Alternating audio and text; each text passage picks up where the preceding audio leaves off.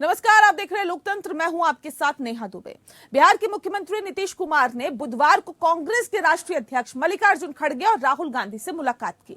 इस दौरान उनके साथ उप मुख्यमंत्री तेजस्वी यादव और जेडीयू अध्यक्ष ललन सिंह भी मौजूद रहे। बैठक के बाद खड़गे, राहुल और नीतीश ने प्रेस कॉन्फ्रेंस कर विपक्षी एकता का राग अलापा।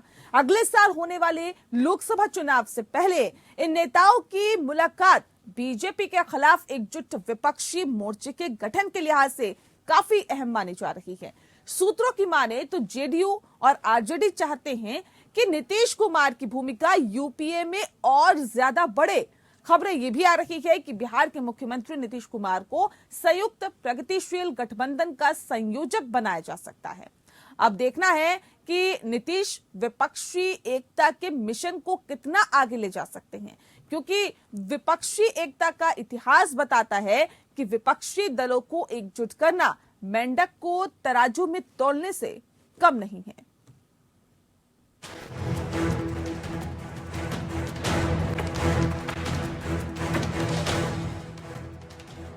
राजधानी दिल्ली में हुई एक मुलाकात ने देश की सियासत को गरमा दिया है। विपक्षी एकता का झंडा लिए बिहार के मुख्यमंत्री नीतीश कुमार ने कांग्रेस अध्यक्ष मल्लिकार्जुन खड़गे से दिल्ली में उनके आवास पर मुलाकात की। इस दौरान कांग्रेस के पूर्व अध्यक्ष राहुल गांधी और बिहार के उप मुख्यमंत्री तेजस्वी यादव समेत कांग्रेस, आरजेडी और जेडीयू के कई बड़े नेता मौजूद रहे। अब मुलाकात हुई, क्या बात हुई, हर कोई जानना चाह रहा था। हालांकि लोगों को इसके लिए ज्यादा इंतजार नहीं करना पड़ा। बैठक के बाद खुद नीतीश, खड़गे और राहुल गांधी ने प्रेस कॉन्फ्रेंस कर इसका खुलासा कर दिया। बैठक के बाद कांग्रेस अध्यक्ष मल्लिकार्जुन खड़गे ने इसे ऐतिहासिक बैठक करार दिया और कहा कि हमने तय किया है कि सभी पार्टियों को एकजुट कर और एक होकर आगे के चुनाव लड़ने होंगे। हम सभी उसी रास्ते पर आगे बढ़ेंगे। यहाँ पर एक ऐसी ऐतिहासिक मीटिंग की और बहुत सी चीजें हम चर्चे में लाए और एक हम सभी ने मिलकर तय किया कि सभी पार्टियों को एकजुट करना और एक होकर आगे जो चुनाव आएंगे उस चुनाव में एकजुट दिखाकर लड़ना। इधर बिहार के मुख्यमंत्री नीतीश कुमार ने कहा कि अब अधिक से अधिक पार्टियों को पूरे देश में एकजुट करने का प्रयास करना चाहिए। हम आगे एक साथ काम करेंगे, ये तय हो गया है।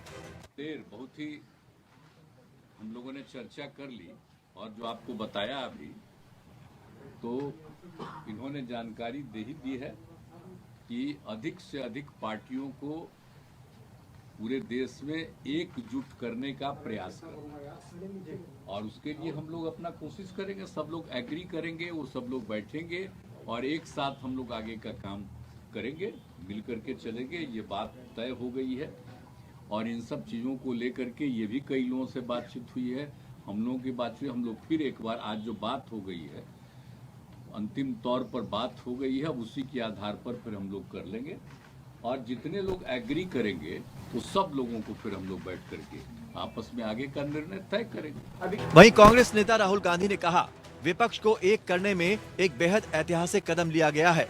जितनी भी विपक्षी पार्टी हमारे साथ चलेंगी, हम उन्हें साथ लेकर चलेंगे और लोकतंत्र और देश पर जो आक्रमण हो रहा है, हम उसके खिलाफ एक साथ खड़े होंगे और लड़ेंगे। खड़गे जी ने कहा, नीतीश जी ने कहा कि ऑपोजिशन को एक करने में एक बहुत ऐतिहासिक कदम लिया गया है। आपने सवाल पूछा कितने ऑपोजिशन पार्टीज को इकट्ठा करना है। देखिए, ये एक प्रोसेस है और ऑपोजिशन का जो देश के लिए विजन है उसको हम डेवलप करेंगे और जितनी भी पार्टियां हमारे साथ चलेंगी उनको हम सबको एक साथ लेकर जो देश में आइडियोलॉजिकल लड़ाई चल रही है, विचारधारा की लड़ाई चल रही है, उसको लड़ेंगे। जो इंस्टीट्यूशंस पर आक्रमण हो रहा है, जो देश पर आक्रमण हो रहा है, उसके खिलाफ हम सब एक साथ मिलकर खड़े होंगे और एक बहुत महत्वपूर्ण कदम उठाया गया है। दरअसल नीतीश कुमार पहले से भी कांग्रेस के नेतृत्व में विपक्षी एकता के पक्षधर रहे हैं। कुछ समय पहले ही उन्होंने बयान दिया था कि अगर कांग्रेस चाहे तो क्षेत्रीय दलों के साथ मिलकर अगले लोकसभा चुनाव में बीजेपी को 100 सीटों से नीचे रोका जा सकता है। मंगलवार को नीतीश कुमार ने दिल्ली में राजद अध्यक्ष लालू प्रसाद यादव से भी मुलाकात की थी। इस दौरान दोनों नेताओं ने 2024 में होने वाले लोकसभा चुनाव को लेकर रणनीति पर चर्चा की थी। पिछले साल अगस्त में एनडीए छोड़कर फिर से महागठबंधन में शामिल होने वाले नीतीश कुमार देश में विपक्षी एकता कायम करने में अपनी भूमिका निभाने के लिए सक्रिय दिख रहे हैं। भ्रष्टाचार के दलदल में डूबे कुछ दल जब एक जगह इकट्ठे होते हैं तो महागठबंधन बनता है। भ्रष्टाचार छिपता नहीं है। लोग इनकी नीतियों को जानते हैं कि ना इनके पास कोई नीतियां हैं, ना नेतृत्व है, ना ही साफ नीयत है। और जब नीयत में ही खोट हो तो जनता कभी वोट नहीं देती। 2014 में, 2019 में बहुत प्रयास इन्होंने किए, यही ठगबंधन बना था। 2017 में, 2022 में उत्तर प्रदेश में भी महागठबंधन बना था, नहीं हो पाया कुछ।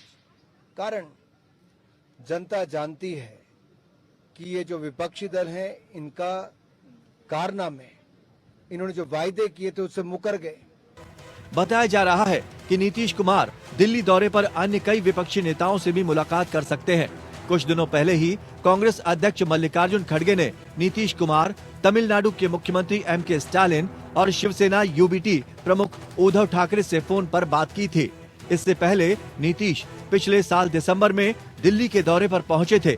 तब उन्होंने एनसीपी नेता शरद पवार, दिल्ली के सीएम अरविंद केजरीवाल, भारतीय कम्युनिस्ट पार्टी के डी राजा, मार्क्सवादी कम्युनिस्ट पार्टी के सीताराम येचुरी और सपा प्रमुख अखिलेश यादव से मुलाकात की थी।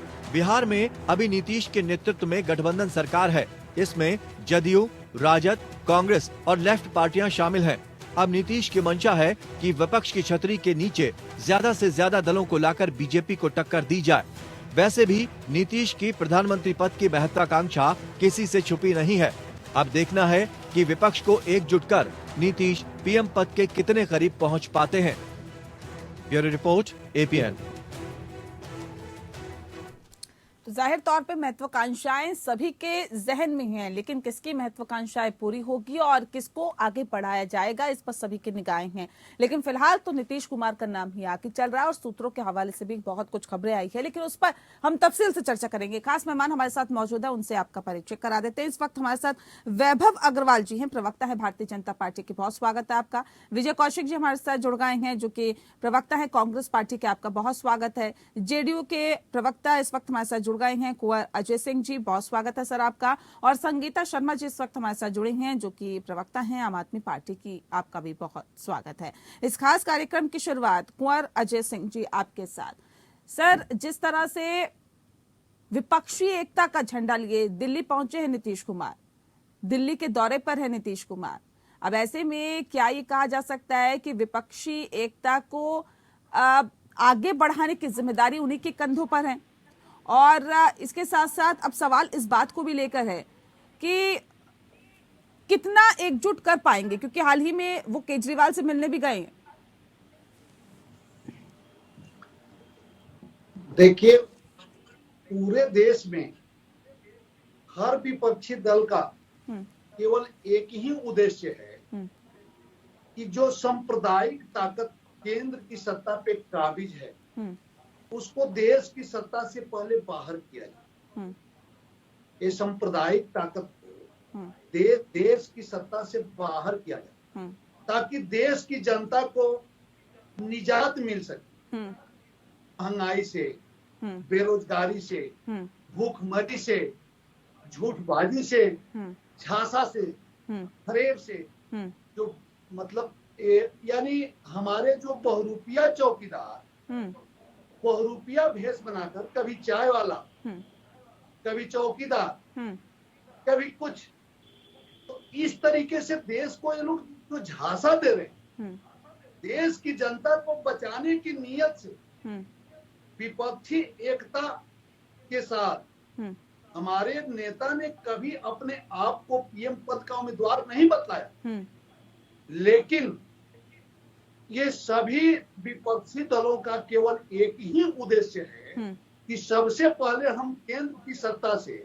इस सांप्रदायिक ताकत को दूर करें और देश में एक लोकतांत्रिक व्यवस्था के तहत जो जैसे कि सरकारें चलनी चाहिए उस तरीके से विपक्षी एकता के साथ विपक्षी नहीं सर, क्योंकि दिल्ली में पहुंचे, मल्लिकार्जुन खड़गे से मुलाकात हुई, राहुल गांधी से मुलाकात हुई, अजय जी तमाम मुलाकातें हुई, मुलाकातों में क्या बात हुई ये भी सार्वजनिक होना चाहिए। और साथ ही साथ अब केजरीवाल से मिलने गए हैं, तो क्या पूरे अपने ही कंधों पर नीतीश कुमार ने जिम्मेदारी उठा रखी है विपक्षी एकता को एक करने की? दूसरी बात ये कि जिस तरह से हम देख रहे हैं कि लगातार कोशिशें की जा रही है, तो क्या विपक्षी पार्टियां भी इसे स्वीकार करेगी क्या? देखिए, ये सबका उद्देश्य केवल एक है। सभी विपक्षी दल जो भी हैं पूरे देश में, क्योंकि ये जो सांप्रदायिक ताकत है ये देश में अघोषित कर्फ्यू लागू कर चुकी है, अघोषित इमरजेंसी लागू की है। ये विपक्षी दलों को तोड़ना चाहती है, मटियामेट करना चाहती है, विपक्षी दलों को मिटाना चाहती है। ये देश की सत्ता में विपक्ष विहीन सरकार चाहती है या तानाशाही, विपक्ष को एकजुट करने का बीड़ा क्या नीतीश कुमार ने उठा रखा है? तो और जी इसमें चूंकि ये विपक्षी दलों के ऊपर जो भी हथकंडे अपना करके इन्हें विभिन्न प्रकार से प्रताड़ना और विभिन्न तरीके से इन्हें कुचलने की इनकी जो नियत है, यानी पूरे भारत गणराज्य में ये विपक्ष विहीन हिटलर शाही सत्ता चाहते हैं, जिसको ये हर विपक्षी दल समझ चुके हैं। और सबका उद्देश्य केवल एक है, सबसे पहले हम केंद्र की सत्ता से सांप्रदायिक ताकत को दूर करें। आप आगे चल करके हम आपसी सहमति के साथ जो भी हमारे विपक्षी दलों की सर्वमान्य नेता होगा वो भारत गणराज्य का। ठीक है विजय जी, सहमति किस चीज पे बनी है? क्या सहमति बनी है इस पार्टी में? नेहा जी, पहली बात तो मैं आपको कांग्रेस पार्टी की तरफ से स्पष्ट कर दूं कि यह अभी हमारा तो चुनावी गठबंधन नहीं है, ना ही चुनावी गठबंधन के लिए हम विपक्ष को एकजुट कर रहे हैं। हमारा मुद्दा केवल इतना है कि भी देश खतरे में है, चाहे बात महंगाई की है, बेरोजगारी की है, देश के संसाधनों को बेचने की है, चाहे विदेशी कर्ज की है, चाहे देश की जनता का खून पसीने की कमाई का पैसा। नहीं, अभी तो ये कहा जा चुका है ना कि अंतिम निर्णय पर हम पहुंच गए हैं और जो हमारे साथ आना चाहेगा वो हमारे साथ आएगा, हम विपक्षी एकता को और मजबूत। अंतिम निर्णय क्या है ये थोड़ा सा समझा दीजिए, और किसको ये जिम्मेदारी दी गई है ये भी समझा दीजिए। देखिए, दो चीजें, एक तो चुनाव है और एक चुनाव से अलग देश की बात है। तो ये जो विपक्षी एकता की बात इस समय चल रही है वो केवल देश हित की बात है, इसका चुनाव से कोई लेना देना नहीं। ये भाई देश के संसाधनों को सरकार बेच रही है, देश को विदेशी कर्ज में डुबोती जा रही है, देश के बैंकों का पैसा पूंजीपतियों के हवाले करती जा रही है, देश की आम जनता त्रस्त होती जा रही है, देश लुटता जा रहा है। चाइना से हमें बहुत, हमारे देश को दिक्कतें हो रही हैं। तो इन सब मुद्दों पर जब सरकार सवाल ये है विजय जी कि हम इस मेन मुद्दों पर जिस तरह से नीतीश कुमार बढ़ाया जा रहा है या फिर मल्लिकार्जुन खड़गे ने जिस तरह से बुलाया दिल्ली उन्हें मीटिंग करने के लिए, मुलाकात करने के लिए, राहुल गांधी के साथ भी उनकी मुलाकात हुई, मल्लिकार्जुन खड़गे के साथ भी उनकी मुलाकात हुई। इस मुलाकात के ये भी मायने निकाले जा रहे हैं कि एक संयोजक के तौर पर नीतीश कुमार को आगे बढ़ाया जा रहा है। तो क्या हम ये भी देखें कि भविष्य में प्रधानमंत्री के भी उम्मीदवार के तौर पर उन्हें बढ़ाया जाएगा? सबसे पहली बात यह है कि क्या कांग्रेस में नेताओं की कमी समझ रही हैं आप? क्या हमारे पास राहुल गांधी जी, मल्लिकार्जुन खड़गे जी, हमारे पास एक से एक दिग्गज नेता है, के.सी. वेणुगोपाल जी और लोग हैं। क्या नेताओं की कोई कमी है जो हम क्षेत्रीय पार्टी के नेता को अपना चेहरा बनाएंगे? क्यों फोन करके बुलाया गया? क्यों बुलाया गया? नहीं, कोई मिलने आएगा तो हम उससे कह देंगे नहीं, हम मिलने आएगा या फिर बुलाया गया? अजय जी, मिलने आए या फिर बुलाया गया? देखिए, हमारे मित्र कांग्रेस के प्रवक्ता इस बात को समझ नहीं पा रहे हैं या जो भी इनकी समझने की कोशिश नहीं कर रहे हैं। देखिए, बुलाया जाना या बुलाना ये सबका मतलब फर्ज है। बुलाया गया नहीं और हम बुलाने पे जाने का वेट नहीं करेंगे। ये विपक्षी दलों का कर्तव्य है कि सबको एकजुट होना है। बिल्कुल क्योंकि ये यही जो बात मैंने तानाशाह कही है। शासन है, इसको सत्ता से दूर करने की केवल एकमात्र उपाय है विपक्षी एकता। और कोई भी विपक्षी एकता कांग्रेस के अतिरिक्त संभव नहीं है। और हमारे नेता कह चुके हैं कि कांग्रेस के साथ मिलकर के जब हम विपक्षी एकता बनाएंगे तो हम थर्ड फ्रंट नहीं, हम मुख्य फ्रंट होंगे। ठीक है। और देश की सत्ता पे काबिज होने जा रहे हैं हम। नहीं, मुख्य फ्रंट का मतलब क्या है? मुख्य फ्रंट का क्या मायने निकाले? मुख्य फ्रंट का मायने ये है, जैसे संयुक्त मोर्चा में थर्ड फ्रंट की सरकार बनी थी, तो वही मुख्य फ्रंट का मतलब जो 2024 में मुख्य फ्रंट की सरकार बनने जा रही है। ठीक है, तो यूपीए यूपीए आपको एक्सेप्ट नहीं है? यूपीए आपको एक्सेप्ट नहीं है? कांग्रेस की जो लड़ाई है वो देश को बचाने की है। जो भी विपक्षी दल हमारे साथ आए, नहीं, ठीक है, अजय जी, यूपीए आपको एक्सेप्ट नहीं है क्या? यूपीए आपको एक्सेप्ट नहीं है क्या? धन्यवाद करता हूँ। एक सेकंड विजय जी, मैं लौटती हूँ, एक सेकंड विजय, अजय जी, यूपीए एक्सेप्ट नहीं है क्या? देखिए, आपको ये ज्ञात होना चाहिए कि बिहार में हम महागठबंधन के साथ सत्ता में हैं और उसी आधार पे हम पूरे देश में गणतंत्र भारत की सत्ता में आना चाहते हैं। महागठबंधन के साथ आएंगे। ये सांप्रदायिक ताकतों को खेदने के लिए हम अकेले एकला चल करके काम नहीं कर सकते। मतलब कुल मिला के आप ये कह रहे हैं यूपीए एक्सेप्ट नहीं है, महागठबंधन एक अलग से बनाएंगे। विजय जी जल्दी से रिएक्शन दीजिए, जल्दी। यूपीए एक्सेप्ट नहीं है, महागठबंधन बनाएंगे। अभी कोई चुनावी गठबंधन की कोई बात नहीं है। अभी देश को बचाने की बात है। जो भी देश को बचाने के लिए महागठबंधन में शामिल होना पड़ेगा। देश को बचाने के लिए लोकसभा चुनाव से पहले तो बनाएंगे क्या यूपीए से अलग? अगर कोई जरूरत पड़ी तो हम उन विकल्पों पर विचार करेंगे, लेकिन फिलहाल हमारा चुनाव पूर्व कोई गठबंधन करने का इरादा नहीं है। हम अपने दम पर देश भर में चुनाव लड़ेंगे। नहीं, गठबंधन का इरादा ही नहीं है तो केजरीवाल से मुलाकात भी हो रही है। संगीता जी, केजरीवाल से मुलाकात करने के लिए नीतीश कुमार पहुंचे हैं और ये कहा जा रहा है कि अंतिम फैसले में हम पहुंच गए हैं। जो विपक्षी पार्टियां हमारे साथ आना चाहती हैं वो आए। तो क्या आम आदमी पार्टी जाएगी क्या साथ में?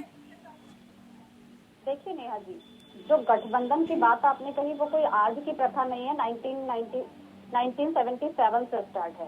1998 में भी माननीय अटल बिहारी वाजपेयी जी ने गठबंधन किया और 24 दलों के साथ मिलकर के सरकार बनाई, एनडीए को खड़ा किया और 1 साल की सत्ता भी हासिल की। जब वो सरकार गिरी उसके बाद भी उन्होंने सरकार बनाई। तो देखिए, आज यूपीए गठबंधन एक साथ सरकार में आना चाहते हैं, एक साथ खड़े होना चाहते हैं। यूपीए एक्सेप्ट है क्या आपको?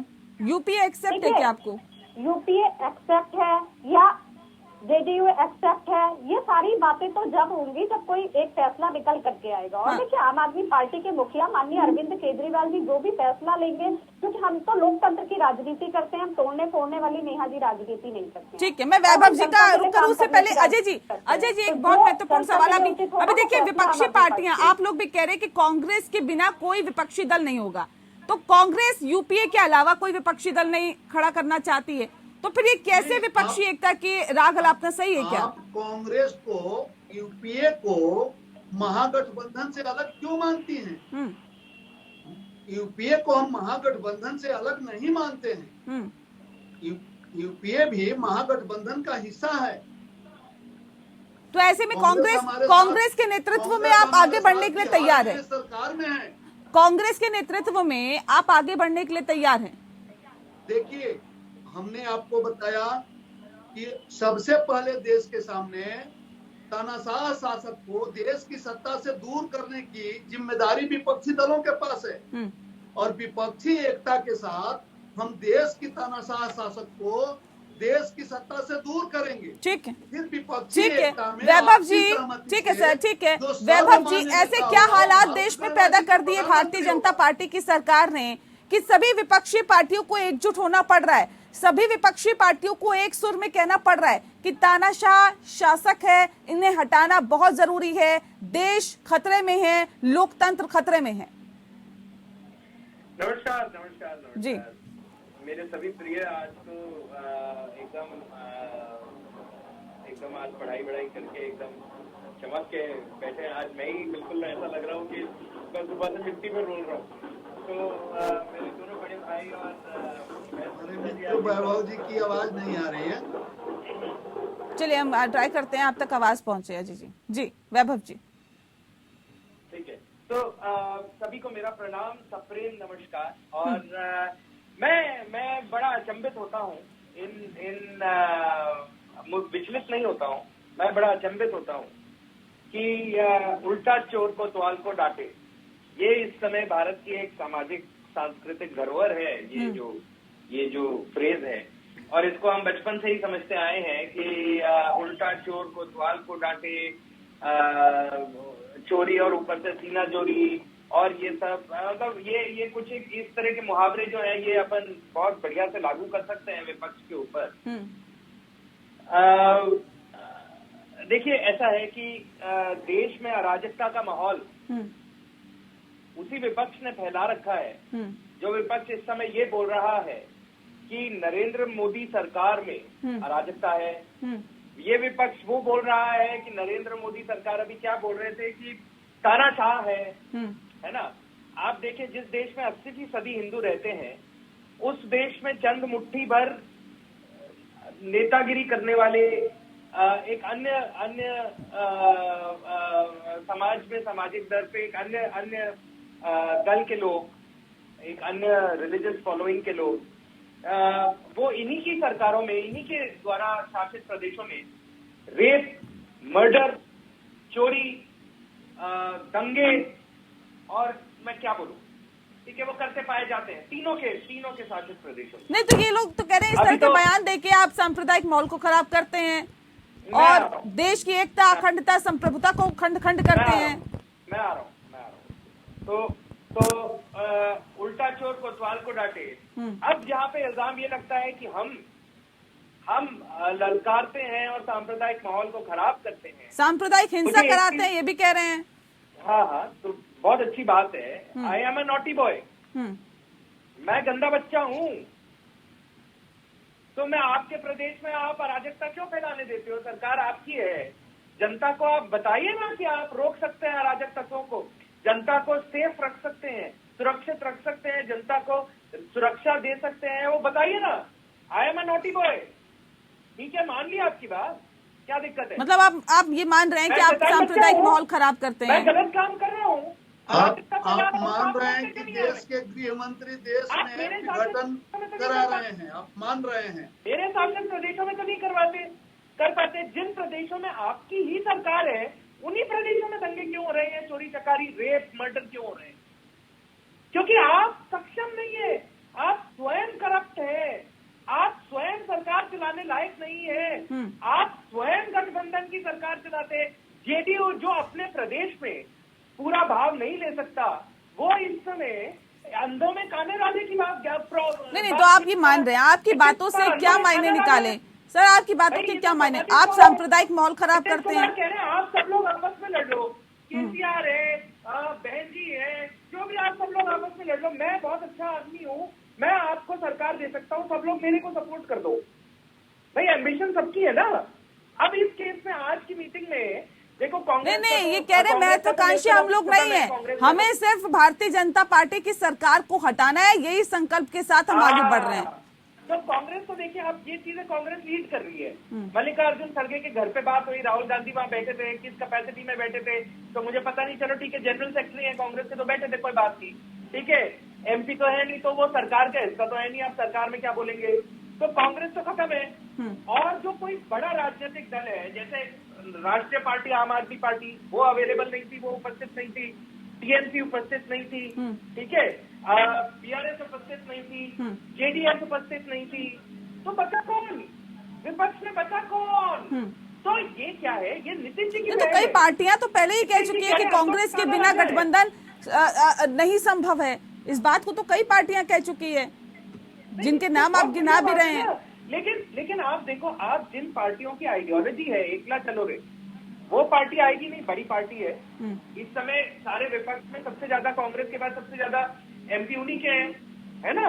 तो उनको आप साइड करो। फिर बीआरएस तीसरे नंबर पे है, उनके एमपी हैं, उनको साइड करो। जेडीएस के 2 हैं, वो जेडीएस है। आपने कैसे सोच लिया कि वो नहीं आएंगी? आपने कैसे सोच लिया कि वो नहीं आएंगी?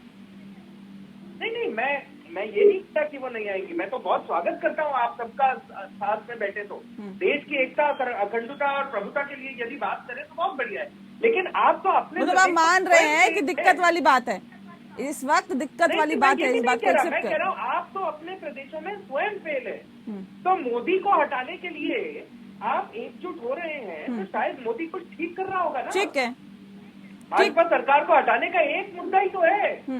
इन्होंने ये नहीं बोला कि हम राष्ट्रीय सुरक्षा की बात करेंगे, इन्होंने ये नहीं बोला चाइना से 35,000 किलोमीटर की जमीन वापस कैसे लेंगे, इन्होंने ये नहीं बोला जनता को जल कैसे देंगे, इन्होंने ये नहीं बोला यमुना कैसे साफ कराएंगे। आम आदमी पार्टी के पास तो आप भी फॉर्मूला नहीं है। ठीक है, ठीक है विजय जी, ये तमाम मुद्दे जिनका जिक्र अभी ठीक है वैभव जी कर रहे हैं, कह रहे हैं इस पे तो आप लोग बोलते नहीं है, आप बस ये देश को बचाने की बात करते हैं। और दूसरी बात ये, जिस बात का जिक्र अभी थोड़ी देर पहले किया जा रहा था, इसमें कितनी सच्चाई है कि संयोजक के तौर पर नीतीश कुमार को इस बैठक में चुना गया है, कि क्या वाकई ऐसा है कि संयोजक के तौर पर नीतीश कुमार को इस बैठक में चुना गया है, जिनके कंधे पे जिम्मेदारी डाली गई है कि वो सभी विपक्षी एकता को बनाए, सभी विपक्षी दलों को एकजुट करें और आगे बढ़े? देखिए, नीतीश कुमार जी बड़े पुराने लीडर हैं, बड़े अनुभवी लीडर हैं, तो कांग्रेस पार्टी में क्यों जिम्मेवारी देगी? वो खुद सक्षम है जिस काम के लिए, वो अपनी जिम्मेवारी खुद चुनकर काम करते हैं, अपने तरीके से काम करते हैं। तो अगर वो भी इस बात को मानते हैं, क्योंकि वो भाजपा के चाल, चरित्र और चेहरे को अच्छी तरह जानते हैं, क्योंकि जब भाजपा बिहार में उनके साथ मिलकर सत्ता की मलाई चाट रही थी, जब तो भाजपा को उनमें कोई दोष नहीं दिखाई देता था। आज नीतीश जो है राज्य चलाने के काबिल नहीं रह गए भाजपा के मुताबिक। आज भाजपा प्रवक्ता भाजपा के काले कारनामों को स्वीकार कर रहे थे। इसके साथ साथ वो ये भी कह रहे थे कि भाई जहां भाजपा की सरकार नहीं है वो लोग इस लायक ही नहीं है कि भाई वो सरकार चलाएं। यानी कि ये धन बल साम दाम दंड भेद हर तरह की नीति से जहां बीजेपी की सरकारें नहीं है वहां की सरकारों को खत्म करना चाहते हैं। विपक्षी नेताओं को सीबीआई ईडी का डर दिखाकर डराना दबाना चाहते हैं, जैसे तृणमूल कांग्रेस की ममता बनर्जी आज कहीं ना कहीं भाजपा अजय सिंह जी ये कह रहे थे कि कांग्रेस पार्टी के पास नेताओं की कमी नहीं है, हम नीतीश कुमार को जिम्मेदारी सौंपेंगे। ठीक है, ठीक है। उन परिस्थितियों में अगर नीतीश कुमार आगे आकर विपक्ष को एकजुट कर रहे हैं देश के लिए, तो हम उसका स्वागत करते हैं। कांग्रेस पार्टी जो है देश हित में काम करने वाले लोगों का हमेशा स्वागत करती है। क्या महत्वाकांक्षाएं अजय जी इतनी हावी हो गई है कि अब एकजुट करने के लिए दिल्ली का दौरा लगाना शुरू कर दिया है, दिल्ली विजिट कर रहे हैं, लगातार नेताओं से मुलाकात कर रहे हैं। इससे पहले भी नीतीश कुमार दिल्ली आ चुके हैं, कई नेताओं से मुलाकात कर चुके हैं। क्या महत्वाकांक्षाएं इतनी हावी हो गई है? क्या आपको लगता है कि जेडीयू को आगे रखकर तमाम विपक्षी पार्टियां पीछे चलने का काम करेगी आपके? देखिए, देश में इमरजेंसी, अघोषित इमरजेंसी लागू होने का उद्देश्य जो बीजेपी ने बना लिया है विपक्षी पार्टियों के, यानी विपक्ष विहीन भारत बनाने का। चाहे वो आपने महाराष्ट्र की सरकार को देखा, आप दिल्ली में देख रहे हैं किस तरीके से विपक्षी नेताओं को किस तरीके से लोग जालसाजी करके फंसा रहे हैं, किस तरीके से। वहीं देश के किसी भी राज्य में जहां बीजेपी की सत्ता नहीं है वहां पे विपक्षी नेताओं के घर सीडी, सीबीआई। सर आपकी बातों से तो ये लग रहा है कि मजबूरी हो गई नीतीश कुमार को आगे आना। मजबूरी का सिस्टम नहीं है। मैं आपके माध्यम से ये पूरे देश की जनता को बताना चाहता हूं कि कौन सा वॉशिंग मशीन रखे हैं।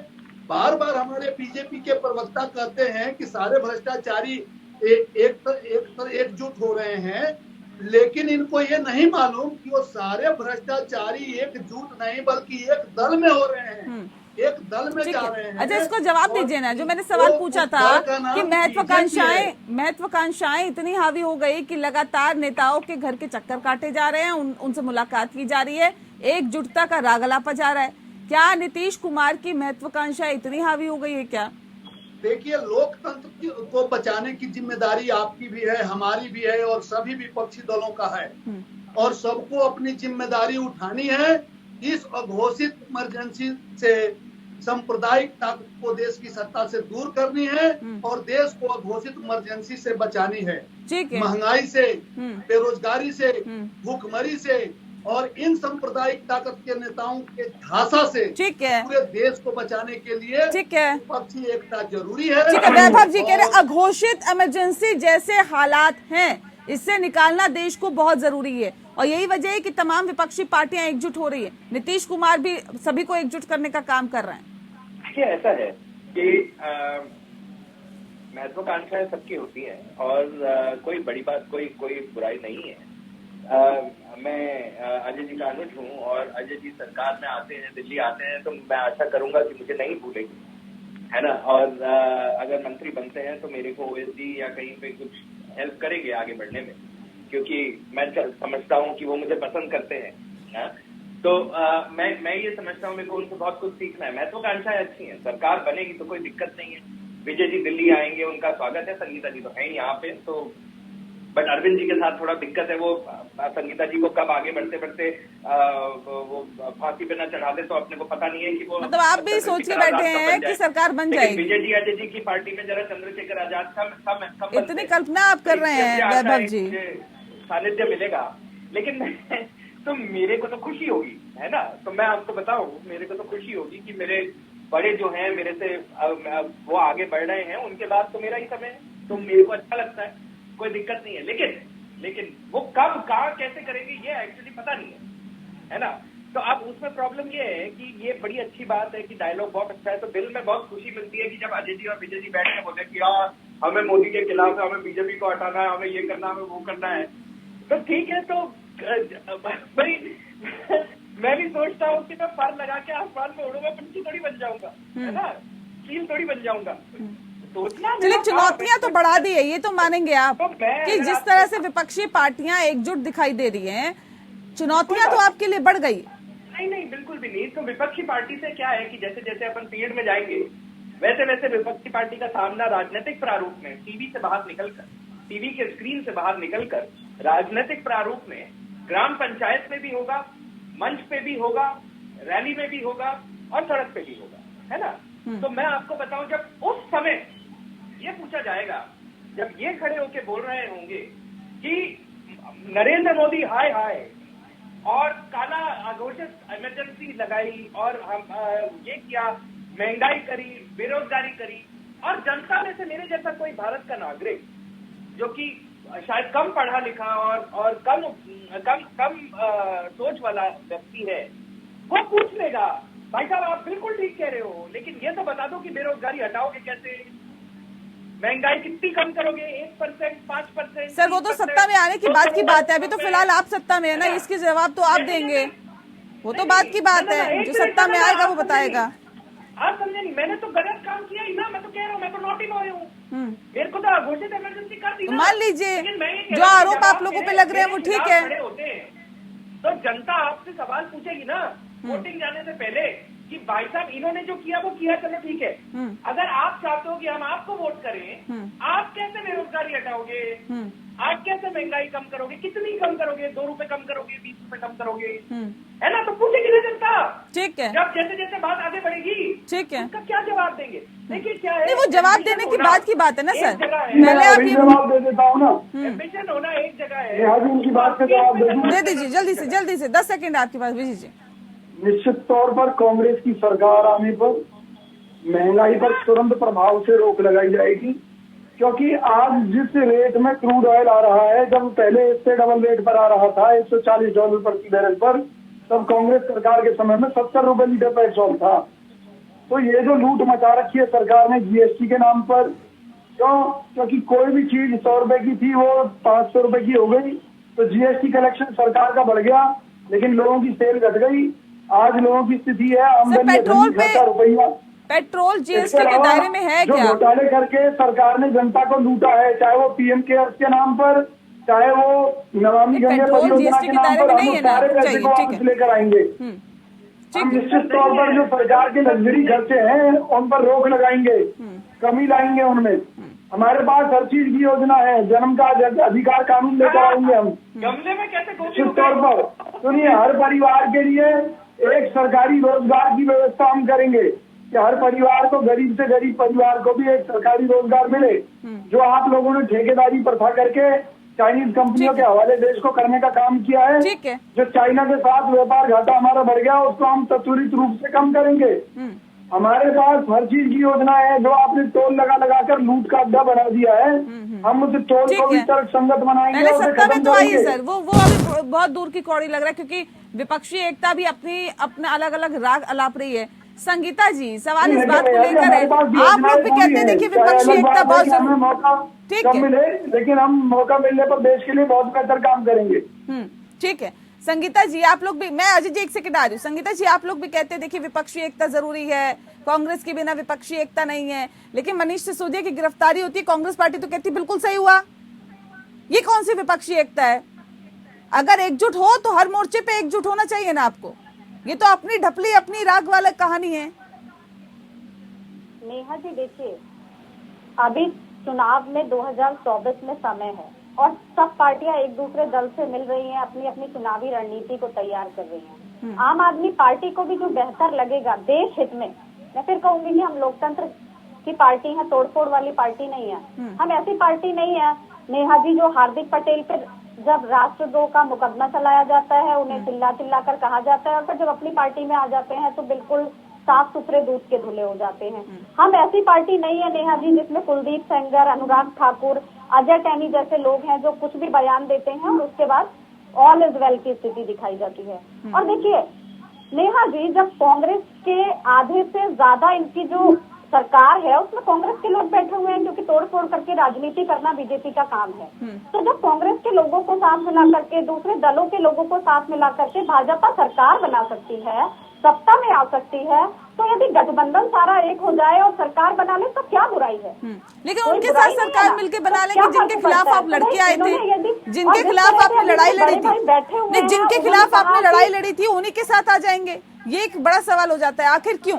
इससे पहले जब आप सत्ता में नहीं थे तब भी आप कह रहे थे लोकतंत्र खतरे में है, आज जब आप सत्ता में है तब भी आप ये कह रहे हैं कि लोकतंत्र खतरे में है। जिस पार्टी के अगेंस्ट आप चुनाव लड़के आए थे उस पार्टी के साथ जाने की आज आप बात कर रहे हैं। अब सवाल इस बात को लेकर है कि फिर तो ये तमाम संभावनाएं देखते हुए, ये तमाम स्थिति देखते हुए यही कहा जा सकता है कि राजनीति में कभी भी कुछ भी हो सकता है, किसी भी संभावना से इनकार नहीं किया जा सकता।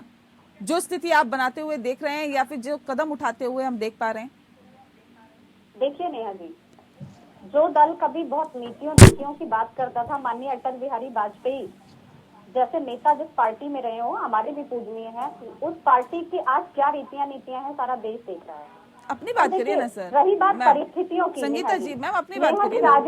राजनीति बिल्कुल कहा जाए कि स्थायित्व का खेल है ऐसा नहीं है, परिस्थितियों के हिसाब से राजनीति बदलती है। और देखिए आज तो फिर आप भी उन्हीं नक्शे कदमों पे चल रही हैं, फिर आम आदमी पार्टी बाकी पार्टियों से अलग कैसे है? जी आपने वो दौर भी देखा कि हमने कांग्रेस के साथ सरकार बनाई और उसके बाद सरकार तो क्यों बना ली? वो नीतियां क्यों बना ली? जब जिसके खिलाफ आप चुनाव नहीं सफल थी तो हमने उनसे दूरी भी बनाई। तो देखिए आम आदमी पार्टी पहले चुनाव में भी आप तो बुलाते रहे, कांग्रेस नहीं आई। के मुद्दे हैं, जो जनता की नीतियां हैं उनको सामने पटल पर रखकर ही किसी के साथ गठबंधन करेगी।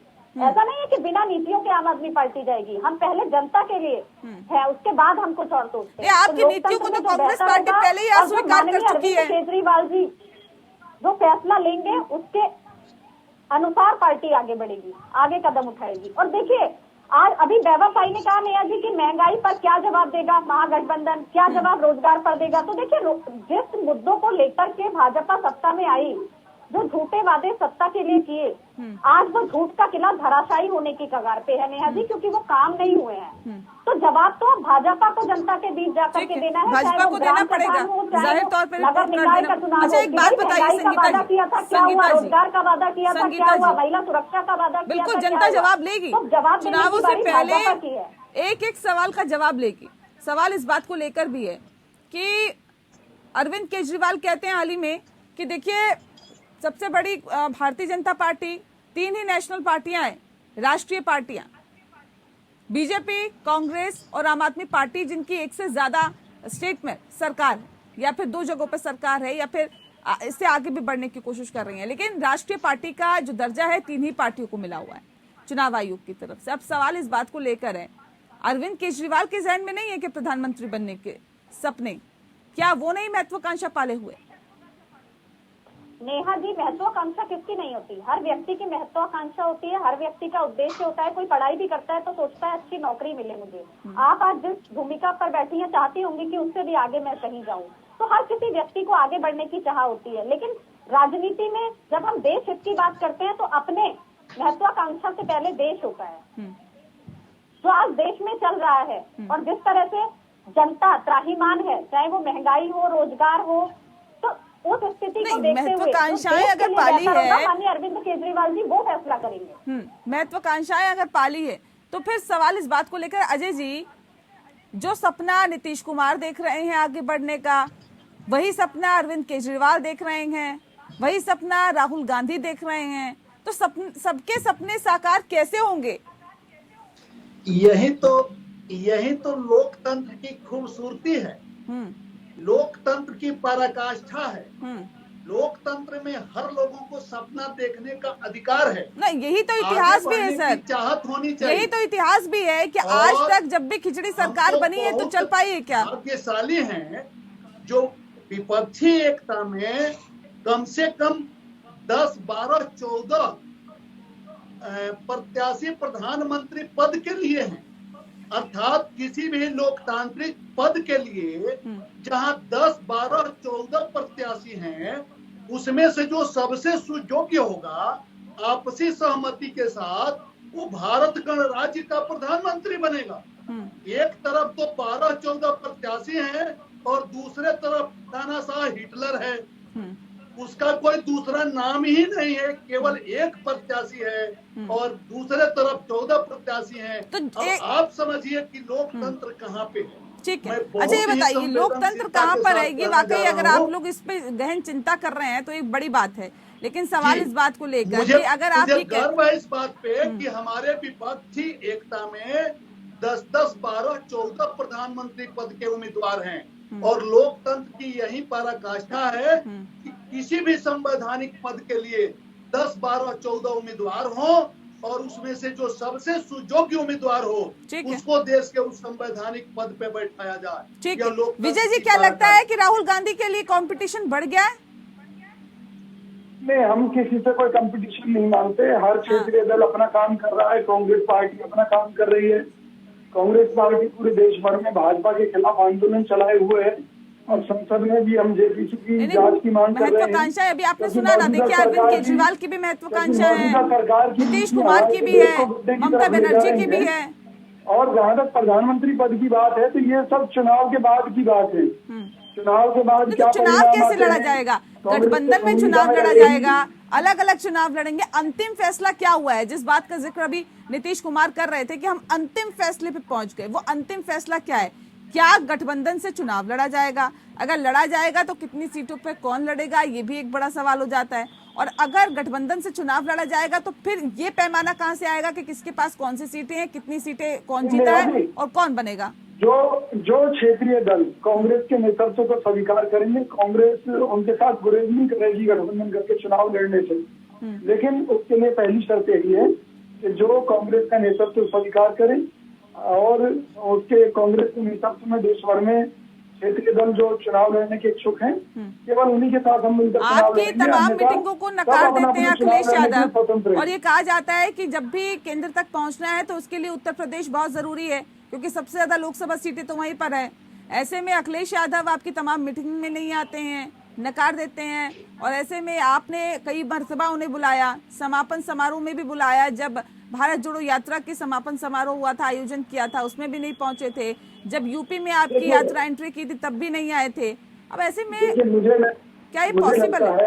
अगर मैं देखूं राजनीतिक नजरिए से, जिस तरह से मुलायम सिंह यादव को भाजपा द्वारा राम भक्तों की हत्या का दोषी ठहराया जाता था, सबसे बड़ा गुंडा बताया जाता था, उनको मरणोपरांत जिस तरह से पद्मश्री दिया गया है, तो कहीं ना कहीं उनके परिवार तक में घुस चुकी है भाजपा और सीबीआई ईडी के माध्यम से उन्हें डरा रही है। तो हो सकता है उनकी कुछ मजबूरियां हो। आप लोग क्यों नहीं डर रहे हैं? आप लोगों के नेताओं पे भी तो छापे पड़ रहे हैं। समाजवादी पार्टी कांग्रेस के साथ है और देश के मुद्दे पर हम निश्चित तौर पर उनकी हर मदद करने के लिए तैयार हैं। ठीक है वैभव जी, एक आखिरी कमेंट, क्योंकि मैं कार्यक्रम के आखिरी दौर में चल रही हूँ। अब ऐसे में सवाल इस बात को लेकर है जिस बात का जिक्र अभी किया जा रहा है। देखिए आप लोगों की तरफ से ईडी सीबीआई का डर दिखाया जा रहा है, समाजवादी पार्टी को भी डर दिखाया है और यही वजह है कि मरणोपरांत जिस तरह से अवार्ड से नवाजा किया है मुलायम सिंह यादव को। अब सवाल इस बात को लेकर है कि ये जो भारत को खंड खंड करने की बात की जा रही है, लोकतांत्रिक व्यवस्थाओं को ध्वस्त करने की बात की जा रही है, लोकतंत्र को तोड़ने की बात की जा रही है, ये कहा जा रहा है कि देखिए देश आज उस स्थिति में, ये सिर्फ ना यहाँ बोला जा रहा है बल्कि ये विदेशों में जाके भी बोला जा रहा है कि आज देश की स्थिति वो हो गई है जब सभी विपक्षी पार्टियों को एकजुट होना पड़ रहा है। तो कहाँ और किस स्टेज पे आप लेके जा रहे हैं और किस तरह के भारत के निर्माण की आपकी सोच है, क्या परिकल्पना है आप लोगों की? सबसे पहले तो देखिए बड़ी सिंपल सी बात है, सादी सी बात है कि राजनीतिक परिप्रेक्ष्य में भाजपा के पास ज्यादा राजनीति है और राजनीतिक परिप्रेक्ष्य में भाजपा इस समय बाकी सारे अन्य दलों की राजनीतिक समझ को पछाड़ रही है। तो ये तो समझ की कमी है, तो कोई बात नहीं। नहीं सर, कुछ चीजें तो ऐसी भी है कि कई अन्य दल ही आपको छोड़ के जा रहे हैं, ये भी तो है। पंजाब में अकाली दल ने छोड़ दिया, महाराष्ट्र में शिवसेना ने छोड़ दिया, बिहार में नीतीश कुमार ने छोड़ दिया, जेडीयू ने छोड़ दिया। मेरे से हो सकता है अलग हो रहे हों, लेकिन वो किसी और के साथ नहीं जाएंगे और वो जा भी नहीं रहे और हो सकता है। कमाल है, नीतीश जी की सरकार महागठबंधन के साथ चल रही है और ये कह रहे हैं कि इनको छोड़कर जाने वाला दल कहीं और भी जाएगा। कोई बात नहीं, कोई बात नहीं। उद्धव ठाकरे जी ने भाजपा को छोड़कर महागठबंधन के साथ सरकार चलाई। मैं तो हैरान हूँ कि किस तरह से झूठ बोलने का काम भाजपा करती है, लोगों को गुमराह करने का काम करती है।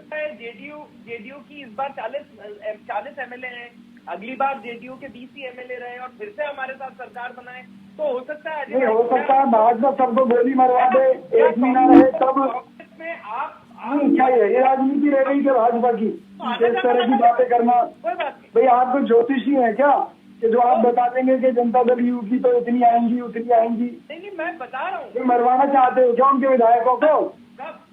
ऐसा मैं एक बात कह रहा हूँ, आप दिल पे मत लो, इसमें कोई दिक्कत नहीं है।